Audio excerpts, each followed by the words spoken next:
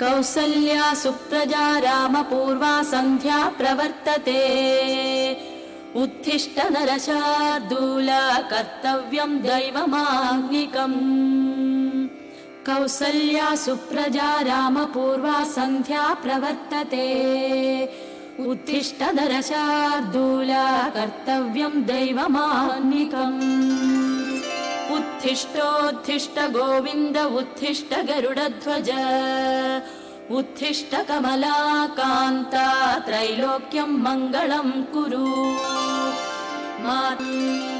पद्मेश मित्रशतपत्रगताळिवर्गाः हर्तुं श्रियं कुवलयस्य निजाङ्गलक्ष्म्या भेरी निनादमिव बिभ्रति तीव्रनादम् शेषाद्रिशेखर विभो तव सुप्रभातम् श्रीमन्नभीष्टवरदाखि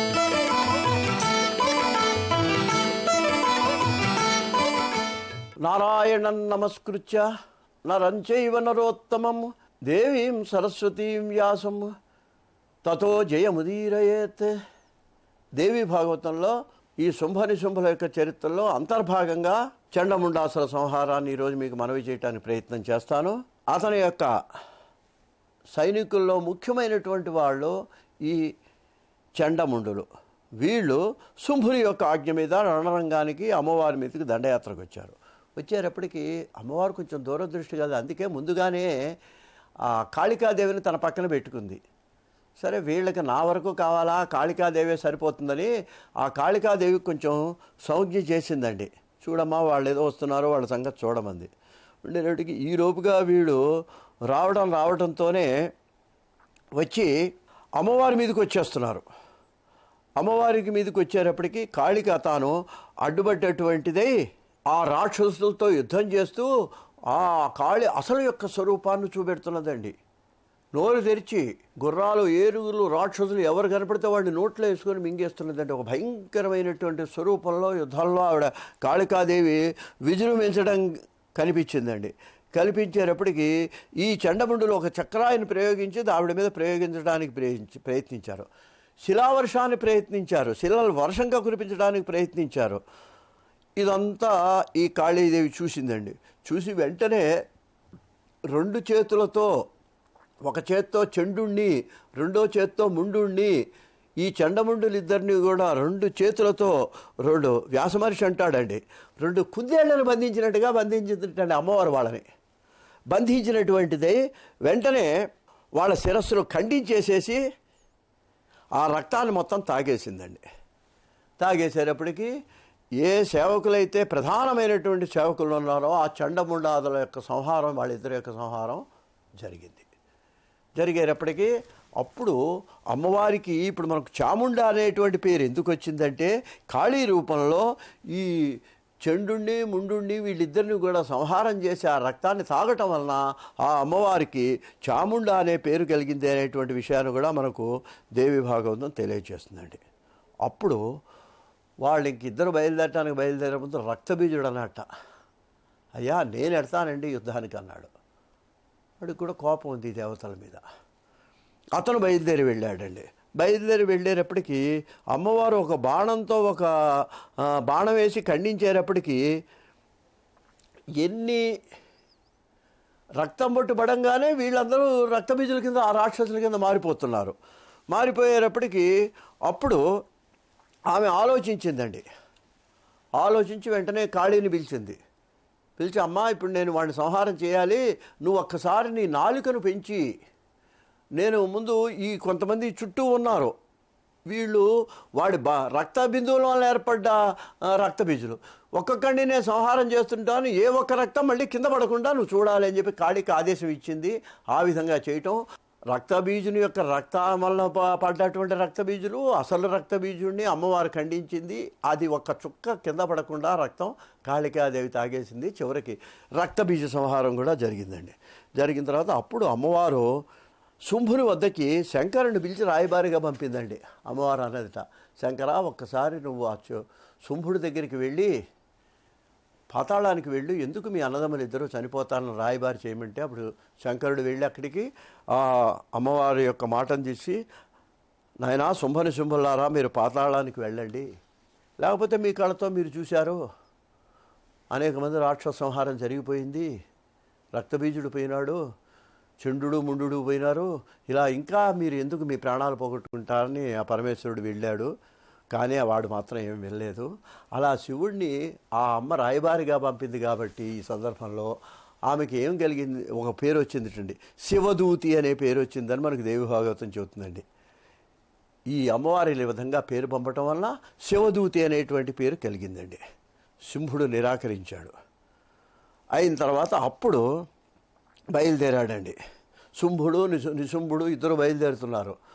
ముందు నిశుంభుడు అన్నయ్య నేను యుద్ధం చేస్తా అన్నాడు. యుద్ధం చేస్తుంటే శుంభుడు ఆనందంగా చూస్తున్నాడు. కానీ వెంటనే అమ్మవారు తన యొక్క ఖడ్గంతో, తన యొక్క పరుశువుతో, గొడ్డలితో వీడి కాళ్ళు చేతులు ఖండించి, శిరస్సును ఖండించి విగత జీవుడిని చేసేసింది, ప్రాణాలు పోయేట్టు చేసింది. చేసేటప్పటికి అప్పుడు శుంభుడు తాను స్వయంగా యుద్ధానికి దిగాడండి. చూడండి, దిగినా సరే ఆ తామసగణ ప్రవృత్తి, ఆ రాగం అని ఇందాక చెప్పారు చూడండి వ్యాసుడు, ఆ రాగం చచ్చేదాకా పోతండి. కొంతమందికి ఆ బుద్ధి పరస్త్రీ వ్యామోహం ఉంటుందే, జ్ఞానం కలగదు వాళ్ళకి. ఎంతమంది తిట్లు తిన్నా, ఎంతమంది చెప్పినా ఒక్కొక్క ఉంటాడు, వాడి జీవితం అంతే. అలాగే వీడి జీవితం ఇంతే. ఓ పక్కన ఇంతమంది చచ్చిపోతుంటే వీడికి మధ్యలో ఆవిడని పెళ్లి చేసుకోవాలనే కోరిక. ఇది ఎక్కడి కోరిక చూడండి. ఆవిడతో అంటాడు అమ్మవారితో, చాలా విచిత్రంగా ఉంటుందండి ఇది. మానవుల యొక్క ఏంటంటే ఆ గుణాలను తెలియజేసే విషయాలు కూడా మనకు దైవభాగంలో కనిపిస్తాయండి. ఓ పక్కన యుద్ధం జరిగి సౌబతుకులకు సిద్ధంగా వాడు పోరాడుతుంటే అమ్మవారితో వీడు అంటాట, అమ్మ ఏంటి నువ్వు ఇలా యుద్ధం చేస్తావు, స్త్రీలకి లజ్జాభూషణం కదా, ఆడవాళ్ళకి సిగ్గుగా ఉంటే బాగుంటుంది, నువ్వు ఇట్లా యుద్ధం చేస్తుంటే నీ గోప్యమైనటువంటి అవయవాలన్నీ బయటకు కనిపిస్తున్నాయి, ఇది బాగాలేదు, నన్ను పెళ్లి చేసుకోరా. అంతా అయిపోయింది, ఘోరమైన యుద్ధం జరుగుతుంటే అమ్మవారిని నన్ను పెళ్లి చేసుకోరాదా అని అడుగుతున్నాడండి. అడిగేటప్పటికీ ఆ అమ్మవారు చూసిందండి. చూసి, ఏరా ఏమిటి ఇంకా నీకు బుద్ధి, నిన్ను సంహారం చేయటానికే వచ్చాను, చెయ్యి చేస్తే యుద్ధం చేయి, లేకపోతే పాతాళానుభవం రెండే, ఇంక వివాహ ప్రసక్తి లేదని చెప్పింది అమ్మవారు. అడిగి వీడంటాడు ఇంకోటి చూడండి, చాలా విచిత్రమైనది. అయితే ఓ పని చేయమ్మా, ఇంత అందంగా ఉన్నావు నువ్వు, ఇంత అందమైన దాంట్లో నేను యుద్ధం చేసింది, వీడేదో పెద్ద వీరుడైనట్టు ఆవిడ్ని చంపేయడానికి సిద్ధంగా ఉన్నట్టు, నిన్నేను చంపలేను, కాబట్టి నిన్ను నేను చంపాలంటే నువ్వు కురుబిగా మారు అన్నాడు అమ్మవారిని. చూడండి వీడి కోరికలు. అమ్మవారు అందంగా ఉంటే ఆవిడతో బాణం వేసి యుద్ధం చేయలేట ఈ శుంభుడు. అందువలన ఈ విధంగా చెయ్యి అని చెప్పాడు. చెప్పేటప్పటికీ అమ్మవారు అంది, ఓరి నాయన నీకోసం నేను కురూపిగా మారగలా, మాకు ఇక్కడ ఇంకో కురూపి ఉందిలే, దాంతో యుద్ధం చేయి నువ్వు, నే కురూపిగా మారగానేలా మూర్ఖ, కాళి కలదిట నీకు సంగ్రామయోగ్య. ఇక్కడ ఇంకో కాళికి ఉంది నా అంచే, ఆవిడ నీకు సంగ్రామానికి తగినటువంటిది. కాళిక కురూప ప్రియుడు కథనమునకు వచ్చే, యుద్ధము చేయమా వారితోడ అన్నది అమ్మవారు. ఓ కాళిక, వాడు కురూప ప్రియుడు, వాడు కురూపితోనే యుద్ధం చేస్తాట ఆడవాళ్ళతో, కాబట్టి నువ్వు యుద్ధం చేయమని చెప్పింది. ఆ విధంగా చేయటం జరిగింది. అప్పుడు కాళికాదేవి వాణ్ణి శిరస్సు ఖండించి సంహరించడం జరిగింది. ఆ విధంగా శుంభల యొక్క సంహారాన్ని అమ్మవారు, కాళిక, అంబిక, కాళిక ఇద్దరూ కలిసి పూర్తి చేశారు.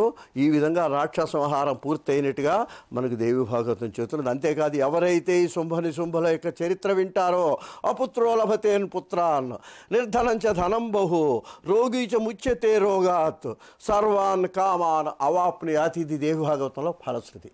కాబట్టి ఈ వృత్తాంతం ఎవరైతే ఉన్నారో వాళ్ళు ఇటువంటి మంచి ఫలితాన్ని పొందుతారనేటువంటి విషయాన్ని మీకు మనవి చేస్తూ స్వస్తి.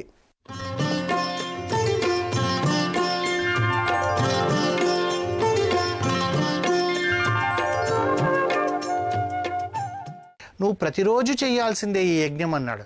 యజ్ఞం అనేటప్పటికీ మనమేదో హోమగుండము, నలుగురు వేద పండితులు కావాలి, ఇవన్నీ యజ్ఞానికి కావాల్సినవి అన్నీ కూడా మనం తీసుకురావాలేమో, ఇది చాలా పెద్ద కృతువు అనుకుంటాం. కాదు, ఈ పంచమహాయజ్ఞాలు అన్నారు. మహాయజ్ఞం ఇది. అంటే దీన్ని మించిన యజ్ఞం ఉందా? ఒక్కసారి ఆలోచించండి. ఆకలితో అలమటించే వ్యక్తికి కడుపు నిండా నువ్వు భోజనం పెడితే దాన్ని మించిన ఇంకేముంటుంది? అంటే మనం ఎన్నో రకాలుగా మనం చూస్తున్నాము. ఎందుకంటే మనిషి ఆకలితో చనిపోయిన వాళ్ళు ఎంతోమంది ఉన్నారు. వాళ్ళని అలా కాకుండా, అంటే ఇదంతా కూడా ఏంటంటే ఒక చైన్ మాదిరిగా, నేను చేస్తే నన్ను చూసి నా పిల్లోడు చేస్తాడు, నేను చేస్తే నన్ను చూసి నా స్నేహితుడు చేస్తాడు, లేదా నా స్నేహితుడిని చూసి నేను చేస్తాను.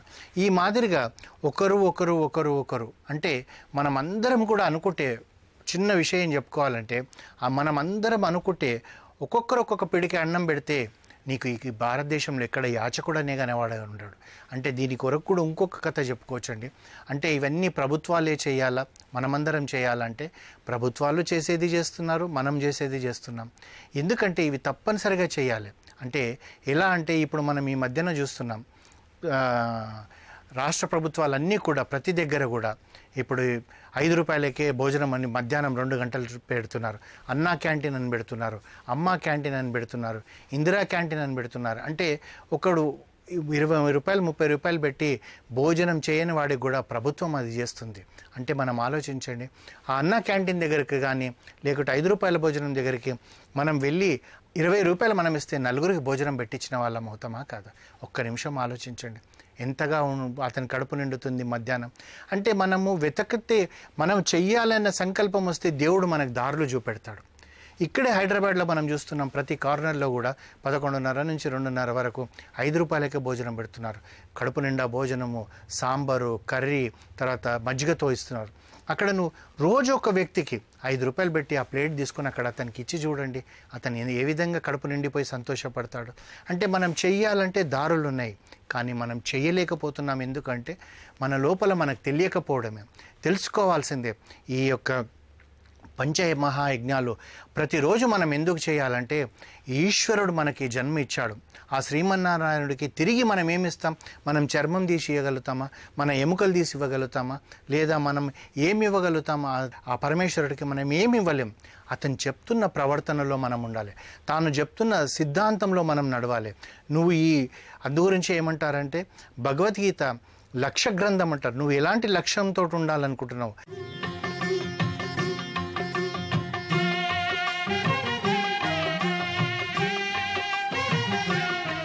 వక్రతుండ మహాకాయ కోటి సూర్య సమప్రభ నిర్విఘ్నం కురు మే దేవ సర్వకార్యేషు సర్వదా జ్ఞానానందమయం దేవం నిర్మల స్ఫటికాకృతిం ఆధారం సర్వ విద్యానాం హయగ్రీవముపాస్మహే.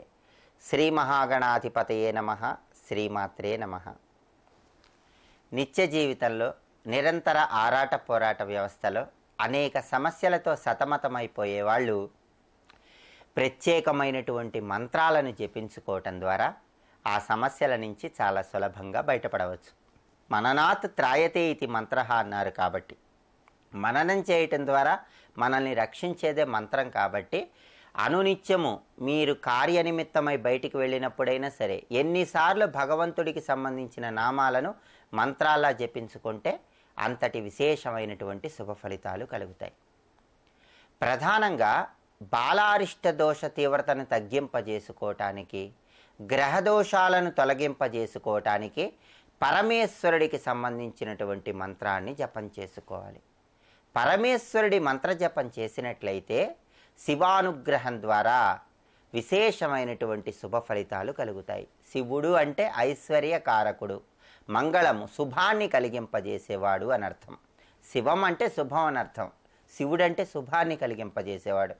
ఈశ్వరుడికి సంబంధించిన మంత్రాలను మనం జపించుకుంటే అన్ని రకాలైనటువంటి శుభ ఫలితాలు కలుగుతాయి.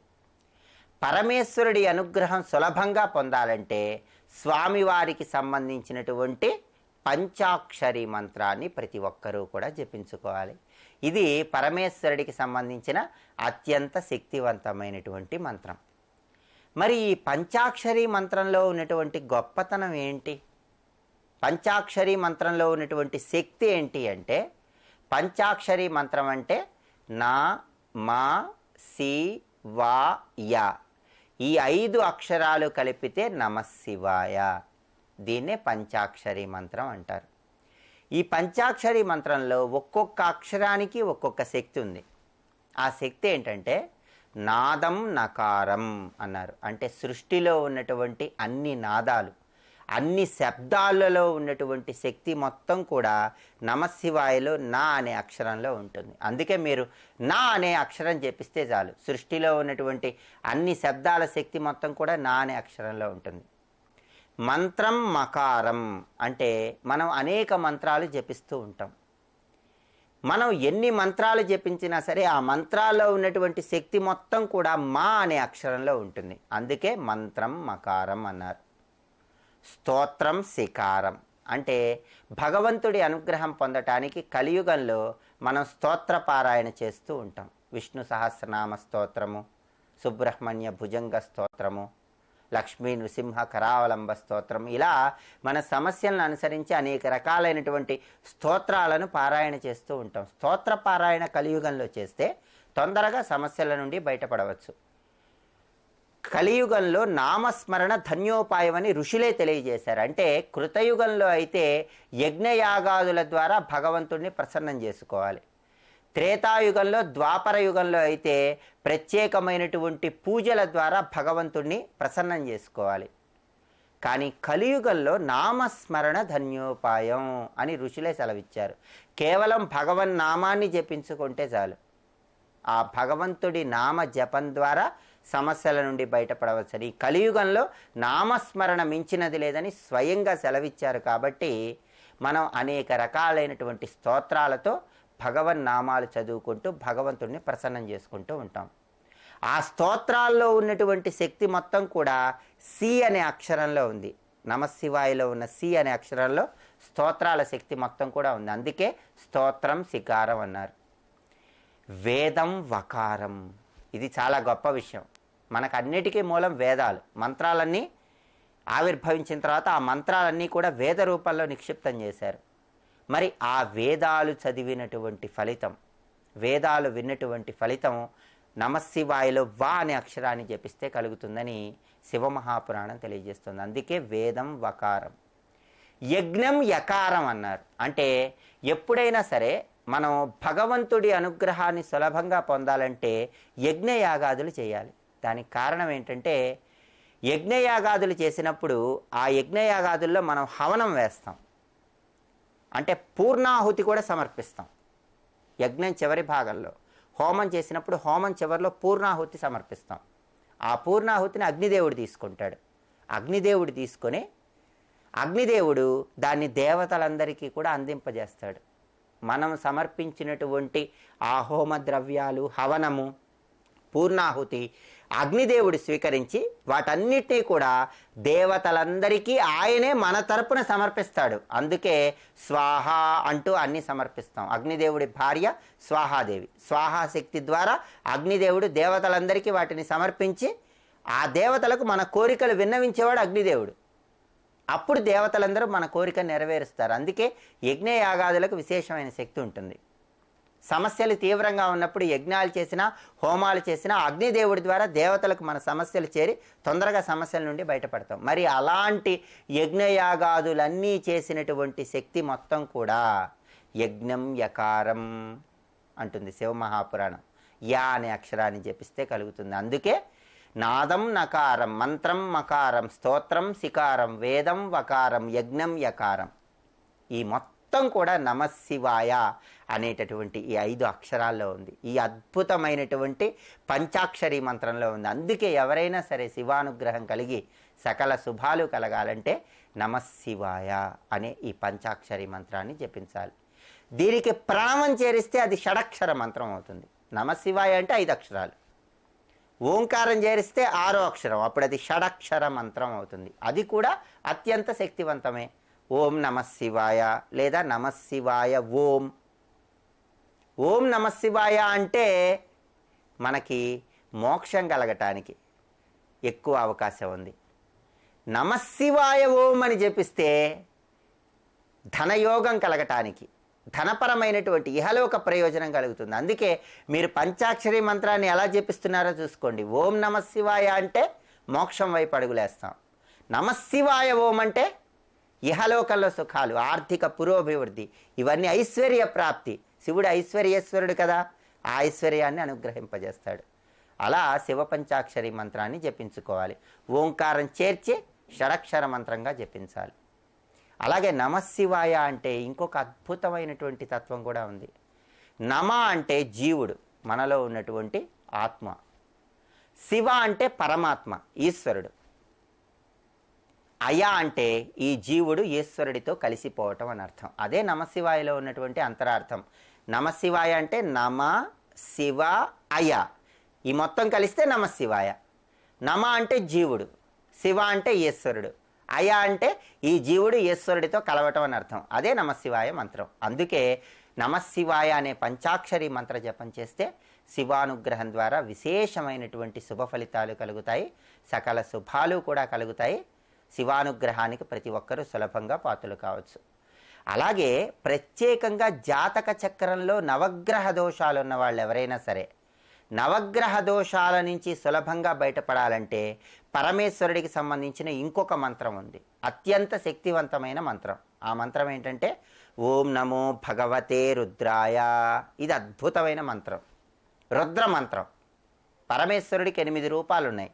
రుద్రుడు, శర్వుడు, ఉగ్రుడు, భీముడు, భవుడు, పశుపతి, ఈశానుడు, మహాదేవుడని పరమేశ్వరుడికి 8 పేర్లు, 8 రూపాలు ఉన్నాయి.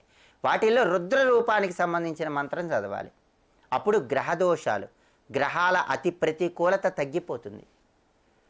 అందుకే ఓం నమో భగవతే రుద్రాయ అంటూ రుద్ర రూపంలో ఉన్న ఈశ్వర మంత్రాన్ని జపిస్తూ శివాభిషేకం ఎవరైతే ప్రతిరోజు చేస్తారో వాళ్ళకి నవగ్రహ దోషాలన్నీ కూడా తొలగింపజేసుకోవచ్చు. దానికి కారణం పరమేశ్వరుడు ఎవరు?